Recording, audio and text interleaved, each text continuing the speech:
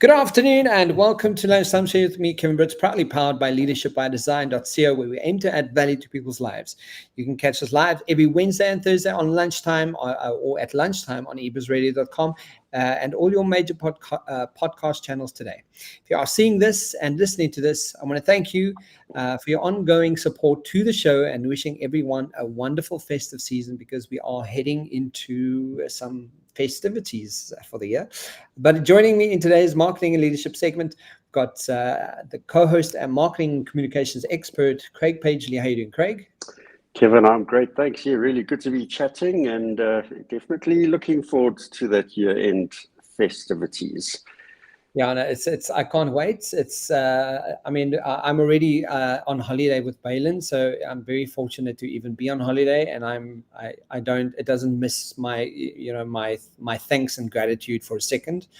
I know how hard this year has been for everybody. So just to be able to be on holiday with my daughter and just be away for like 8 days is like heavenly. So I'm absolutely so grateful for the privilege of being away. I will get that. 21st of December, I'm away for 6 days with my son in Cape Town. So yeah, looking forward to that incredible connection time. It's really going to be fantastic. But apart from holidays, did you know that this is our 140th show today, Kevin? Like I've said it before, and I'll say it again. Like you were probably the one consistency in my life, the most that I've ever actually had in the last 5 years. And I'm so glad that you are, because it's been a growth. And you and we've managed to started working on projects and started doing a little bit of things, and things are starting to turn in our favor in a big way, especially when it comes to what we do and impacting brands. So 140 shows later, I'm so happy and so chuffed that we've got this far, and thanks to you that we have. So thank you, Craig. Yeah, thank you too, Kevin. Yeah, it's been great, and long may it continue. Absolutely. Craig, so to kick it off, can we do a recap of what we chatted about last week? Kevin, absolutely. So last week we covered the topic of marketing to Gen Z, and we built on the topic of the week before, where we established that social media will be the fastest growing medium in 2024, and that social video is the most popular format in this space. Most importantly, we learned that TikTok is the most popular platform used by Gen Z to consume their social media. So I want to reference the article titled Marketing to Generation Z for our key reminder points. The article was written by Tony Corey and was published to shareid.com on the 3rd of November 2023, and we note the following points. Establish a clear voice. Gen Z connect best when brands project a strong personality. Build community, encourage consumers to interact with your brand by creating a range of brand hashtags, and then ask Gen Z to tag your brands in their posts. Leverage influencer marketing. Gen Z definitely prefer to be engaged by real people. As such, celebrating celebrity endorsements are not as convincing. So bring in some real people there. Emphasize visual content. YouTube, TikTok, and Instagram are still the top 3 social media platforms that Gen Z use. Why? Well, they emphasize visuals, and Gen Z consumers want these short, snappy videos and eye-catching graphics, Kevin. Take a stance. Authenticity and social impact in brands is important to Gen Z, with 77% of Gen Z having done something to actually stand up for a cause that they believe in, and that they expect brands to do the same. Prioritize diversity. Gen Z is the most racially and ethnically diverse generation yet, and they also support diversity in terms of gender and sexuality. Acknowledge mistakes. Gen Z cares a lot about their values. They are not unafraid to call brands out or even cancel brands. Brands that don't live up to their expectations just definitely don't come into their repertoire. The best way to combat this is to be open and honest, take responsibility for any situation or mistake that arises, and explains how you'll remedy it, both now and into the future. Provide text or chatbot customer service. This is a great point. Gen Z grew up with texting as their primary form of communication. 85% of Gen Z would prefer communicating with brands via text or automated systems. Personalized content is a proven strategy across marketing personas, but 81% of Gen Z prefer personalized ads, and it's an absolute must when communicating or marketing to Gen Z. And finally, offer exclusive discounts. Creating exclusive offers specifically designed for young adults is a powerful strategy for creating that brand loyalty in this growing Gen Z market, Kevin. And those are the key takeaways for last week. Great. And as you were just reading back to, just the summary of this, what just occurs to me is, maybe we struggle with the Gen Zers the way we do, simply based on the fact that they're and clearly by listening to it, their approach to, the world and how they want to be in the world and how they experience the world is so much different to when you and I were their age. When you and I were their age, like just the fact that I look at the prioritization of diversity, like that wasn't even a conversation that was applicable or even heard of. It wasn't even a thing when we were 15 years old or 20 years old. But today, it's a very different conversation that this generation wants to be having. So I love it. That is so true, Kevin. It really, really, really is so true. We grew up in a really interesting time in South Africa 20, 30, 40 years, well, not for us, not 40 years ago, but 30 years ago. And very different kind of conversation around diversity. At that point, inclusivity was definitely not on the radar for a long period of time. Yeah, it's wonderful to see that these younger generations have really brought some of those important points to the fore. Absolutely. So guys, if you want to check that out, check it out on YouTube, or you check it out on all your major podcast channels, and it's the marketing to Gen Z conversation that we've had.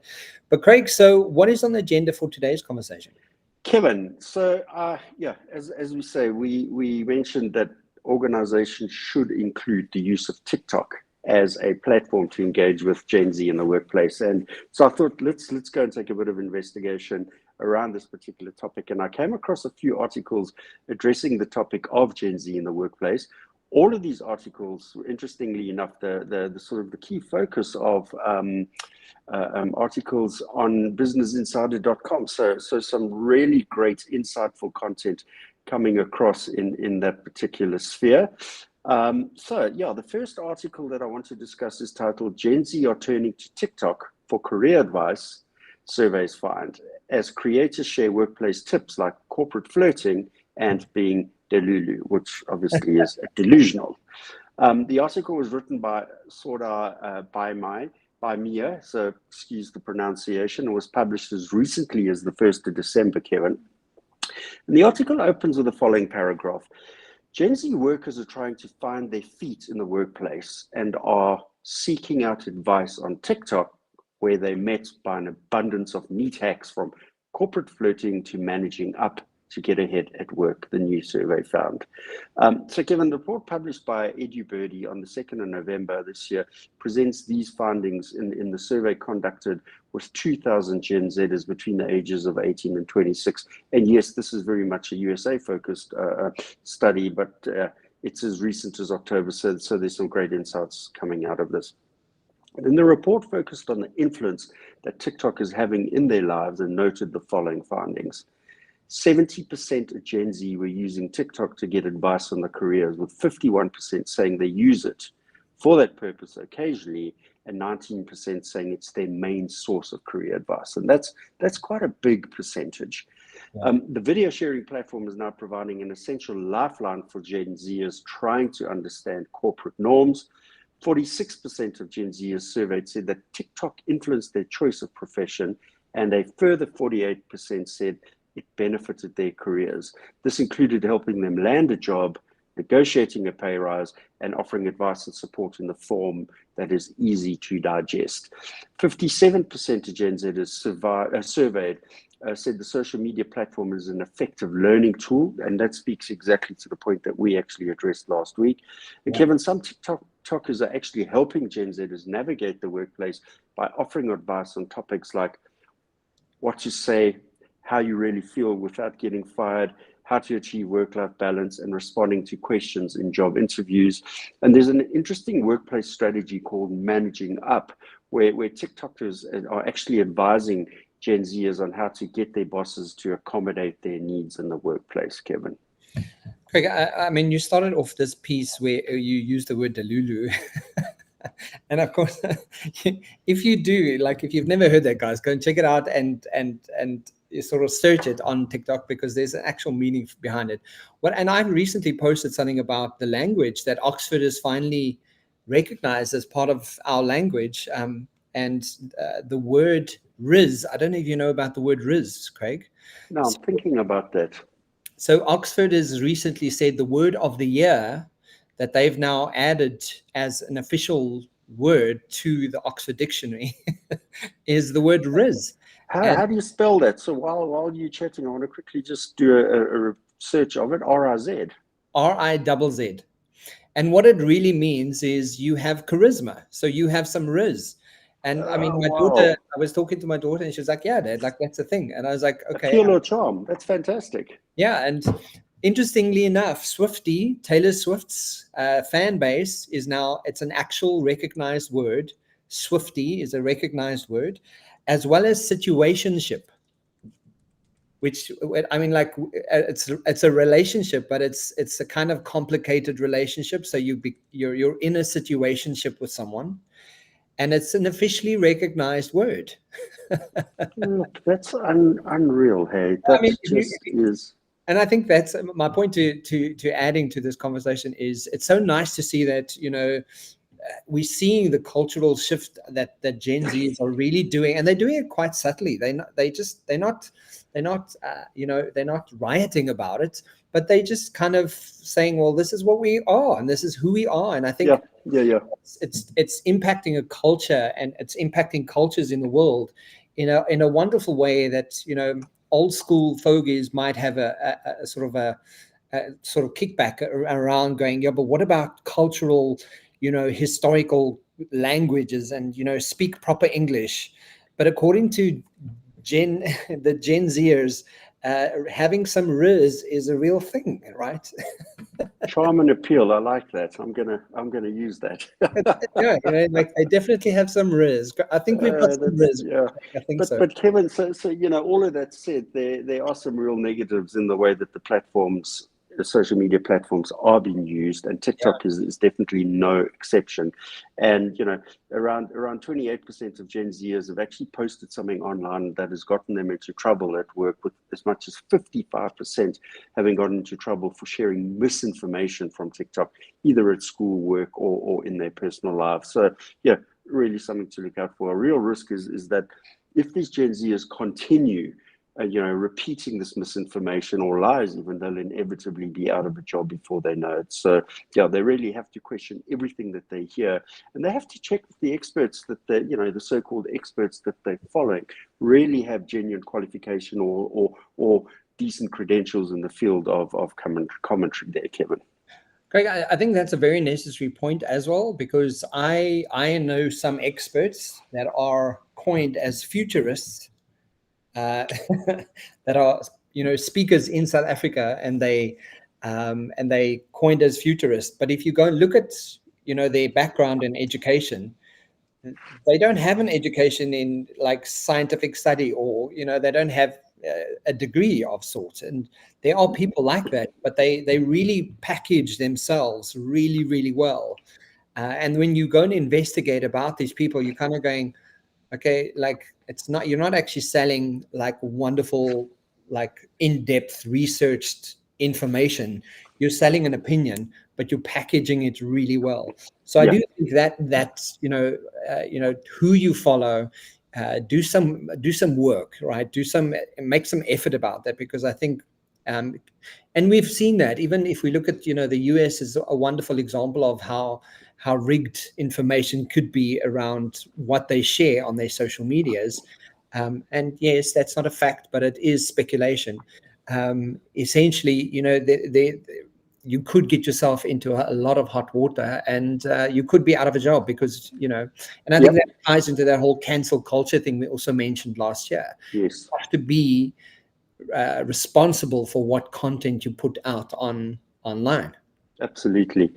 The reality here is that, it's really great that there are TikTokers out there able to aggregate this good information, but it is the onus is upon you to ensure that you take the efforts to really ensure that there's no misinformation. And AI is, again, one of those, troublemakers out there. So it's about just ensuring that you have the personal skills to be able to overcome falling into those traps. But in light of the futurist mention there, I think one of the things that we should do, that I'd love to have, is actually have a futurist or two on the show next year, and really, because I've often been fascinated around what is the educational journey to becoming a futurist, what is the skill set required behind it, because there are some fantastic futurists who really do just know how to package the information they're working with. And in many instances, when you really get under the surface of it, it's not groundbreaking information. It's information that is in many instances readily available out there. It's just about how it's been interpreted and how it's been contextualized in respect of other layers of info that these futurists might have found. So it'd be really great to have a conversation with some futurists on how they got there and what they do each day to bring that to life in their conversations. Absolutely. Yeah. So Kevin, the second article I want to discuss is titled Gen Z may be on track to kill middle management. An incredibly insightful article. An article was written by Lindsay Dodson, and again, co-authored by Sorda Baimia, who's the author of the first article we've just discussed. And the article, again, was published as recently as the 5th of December, 2023. And this article opens with the following paragraph. Wendy, I should say, 28 years old, not a real name for protection of being identified in an organization, was promoted to a management position. She almost immediately regretted it.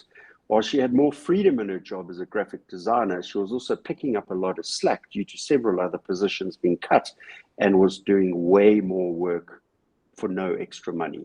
So while this scenario is not necessarily unique to millennials or Gen Z, but something that we know happens across all levels of an organization, especially when head cuts are implemented. The article then goes on to note that Wendy's promotion was pitched to her as an opportunity, which she agreed to at the time, but now believes that she was naive about around what she was actually offered. And when she saw the opportunity as a step up and something that would look good on her CV and good for her career growth, the reality kicked in when she realized how much more she was doing for no extra salary and how much more she was stressing herself out than she had to. The situation was so severe that Wendy actually preferred to go back to what she was doing for less stress and just getting paid for exactly what she was doing. The article then draws our attention to the fact that Wendy's story isn't unique, Kevin, in that many young workers are actually realizing that management isn't a career option for them. These millennials and Gen Zers are forming a new culture of work where their comfort, take note, their comfort is their main priority, and climbing the corporate ladder isn't a priority at all. In TikTok videos, millennials and Gen Zs actually discuss their lack of trust in senior leadership, the limited financial reward of management, and their greater focus on work-life balance and time off. And the result could be that a number of millennials and Gen Zers putting themselves forward for incremental middle management roles is definitely going to decline, with young workers focusing on other pursuits, or actually, interestingly, waiting longer for more senior titles when they become available. And the scary reality is that Gen Zers may definitely kill off the middle management role for good, Kevin. Yeah, what's interesting about that, Craig, is, and I think the pandemic really amplified this conversation to a large degree, because you started seeing people's value systems change. And that's also, the conversations, and why I did some of the research on all the research on the WINGS concept and the work and industry neutral growth skills.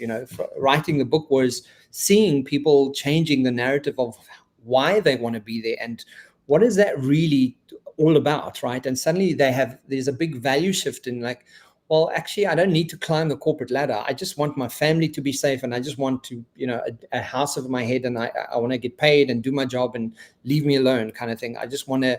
So, there's been a narrative change of, how we do work, I think because the Gen Zers are pushing back at such a degree, I think that's why it's become a highlighted conversation to a large degree. Yeah. Because in our day, when we were that age, you kind of just got on with it because you were you were just the staff, so you just had to listen to your manager. But there's that subtle sort of force that the Gen Zers are implementing. It's an interesting position for them to be in, and I think Absolutely. it's working. Yeah. If the Gen Zs are stepping aside these middle manager roles, Craig, so what does success look like for them? Because that opens a whole. If it's not climbing the corporate ladder, what is it? Yep. So good question, Kevin. And this particular article is a really good article because it does address some of these aspects. The article references Ben Voyer, who's the founder of Gen Z Observatory, and he notes that success takes many different forms for Gen Z workers, and that there's a real disconnection between succeeding and it being work-based for previous generations. So, what did the previous generations do? What did succeeding look like for them? And then what did Gen Z see as success? This is a much more rounded 360-degree form of success, as opposed to, the title, the bigger package, but all the pressures that go with it. Success for them is achieving in many multiple other layers of their lives. And it's not really about getting very fast to the top of a company, Kevin, but it's rather about being able to achieve that work-life balance and being able to have a good job and also take note, a meaningful contribution to society outside of your job. And you spoke about values. That's very much in line with that proposition. The sentiment supported by findings of a recent survey of 1,000 US workers, which noted that 38% of this generation said that they wanted to become managers. The other, only 38%. Another survey noted that 73% of workers were willing to take a pay cut or step down from their current position to pursue a more fulfilling career path. Now, that is quite scary. Gen Zers are looking at their managers and thinking, I don't aspire to that. They then taking to TikTok to discuss their work lives and what they expect and no longer tolerate from a job. So the information is up there. The Gen Zers are quite free in being able to deliver their commentary and things like that. So I think the interesting thing for me is what are HR executives and HR teams doing in terms of trying to find this information to bring back into the organization to see how they can remedy some of these situations. And Kevin, it's not just what they're doing, it's actually how they're doing it that's turning people off. And it's the way that managers manage that actually breaks the trust with this younger generation. And where there is no trust, obviously, why would anybody want to even consider a middle management role, Kevin?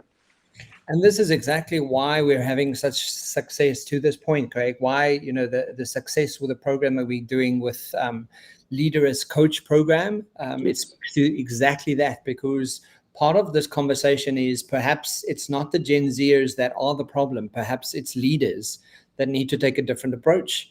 So it really starts highlighting things that generations are impacting workforce, but that also means there's an evolution of leadership. And what are you doing about that as well? And that's part of the conversation that's needed and necessary for the success and the future of work. Absolutely. The need for the middle manager layer must obviously be a question as more Gen Zers enter the workplace, Craig, because if you just took it away, what then? Because then leaders would just complain that they're too busy and, we need someone to fill this gap. But a big vacuum in between. Yes, absolutely. Yeah. So remember, Kevin, it's both the millennials and Gen Zs that are actually thinking twice about taking up the middle management position. So that's a big cohort that actually is starting to demonstrate no interest. So there really will be a lot of pressure on whether that particular level remains in the business. And the article references Morgan Sanna, who's a Gen Z founder of a resume writing company. And this is wonderful because, who else will have more insights about Gen Zs than somebody who's actually helping them perfect the ultimate CV. And Morgan Sanna speaks about career progression and the generational shift away from management in detail on her TikTok account. So I actually want to start following her to really get some great insights there.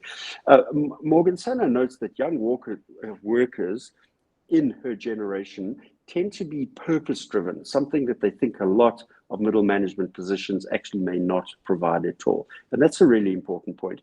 When they can't find a reason that they're doing something, or that they realize that their work isn't actually impacting anyone, they're not interested in it. And unfortunately, this is what the middle manager role has become.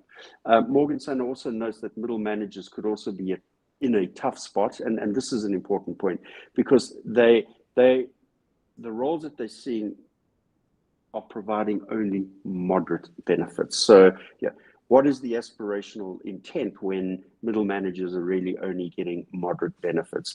And it seems like employees like to blame the middle managers, and picking up on your point of leadership, Kevin, and that leadership likes to blame the middle managers as well. So, that middle management layer is definitely the ham and the sandwich. And they really don't get much of a say in the decisions that they're making, particularly in a middle up realm, if leadership are wanting to blame them. Benvoy also notes that the problem with traditional management is that it's just a waiting room for what most people hope will be an even higher C-suite position. And that's a truth. You hear that from a lot of folk across generations. Middle management is where you start having the burden of managing people, but you don't really have the big reward. So in terms of working out whether it's worth it, this is where a lot of Gen Z would rather be directly aiming for the next layer in the organization. More tenure in the role, more education in that longer term of tenure, and just actually bypass the middle management layer, Kevin. And a point that really stood out for me is that Benvoy notes that a lot of his Gen Z students were looking at entrepreneurship to solve this issue, and actually hoped to start their own businesses where they actually could make a meaningful contribution both to their lives and society as a whole. And I find that's wonderful. Yeah, I mean, and it's amazing that that's the aim. The question is, I don't think organizations are ready for it. I don't think they're prepared and they are ready for upskilling and and getting Gen Zers trained to that level of going, okay, cool, you're going from entry level and you started out here, but you're really enthusiastic and you're really a go-getter kind of personality. How do we get you from there to C-suite kind of positioning? Not many organizations are ready for that. And the next level or the next conversation to that would be the middle management that is there, that are still there.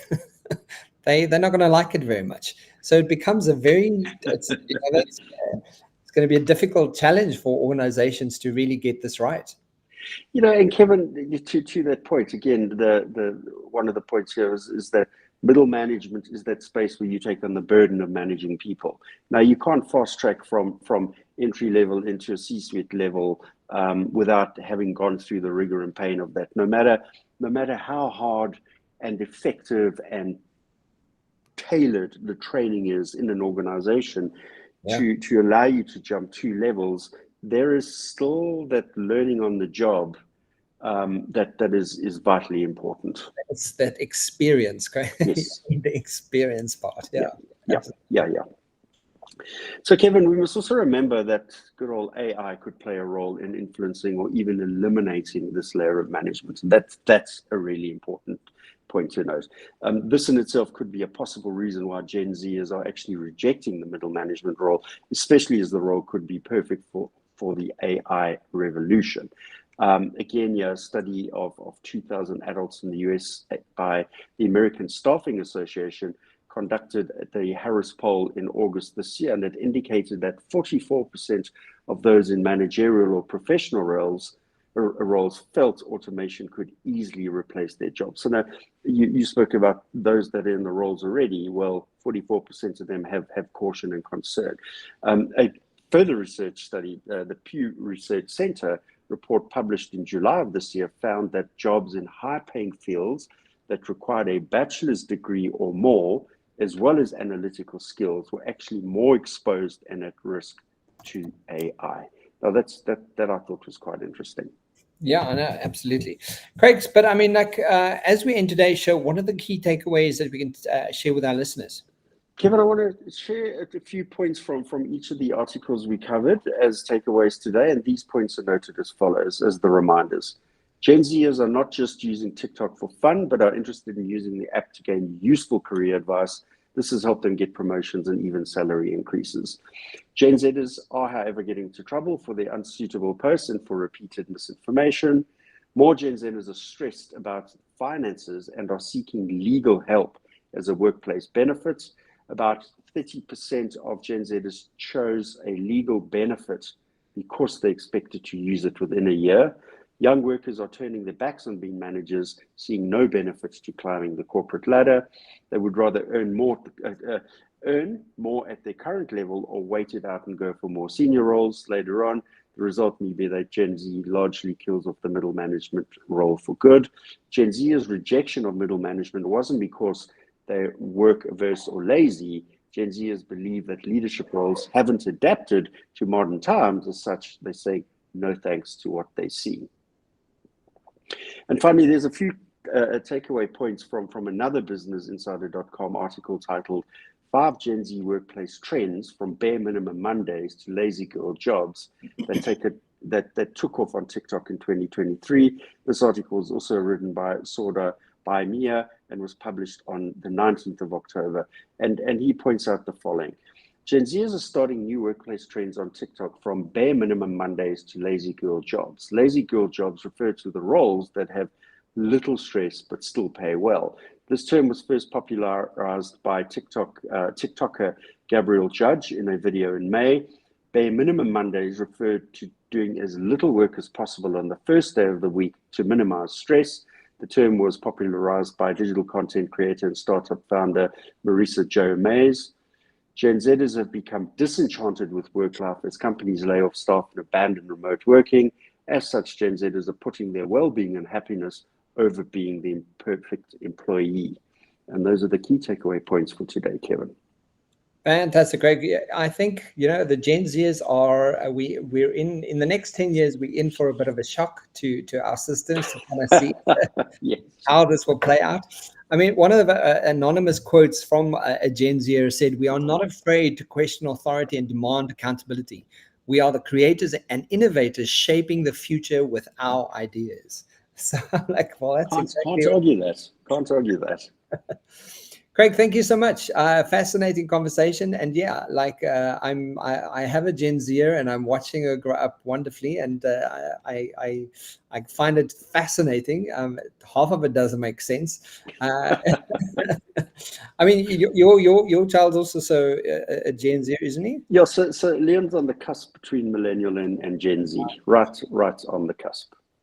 So it's guys, if you want to go and check out more about this, we had a nice conversation last week about the marketing to Gen Zers, and today's conversation on YouTube and all your major podcast channels today. Craig, thank you so much. Have a fantastic week, and will I see you next week? Yes, I do believe we have intention to do a show if time allows. Yes, absolutely. Okay, well then I will see you next week. Have a fantastic week, Craig. Enjoy the week in between, Kevin. Thanks, and have an awesome time with your daughter. Thank you so much. Chat soon. Cheers. Bye. Thanks. Bye.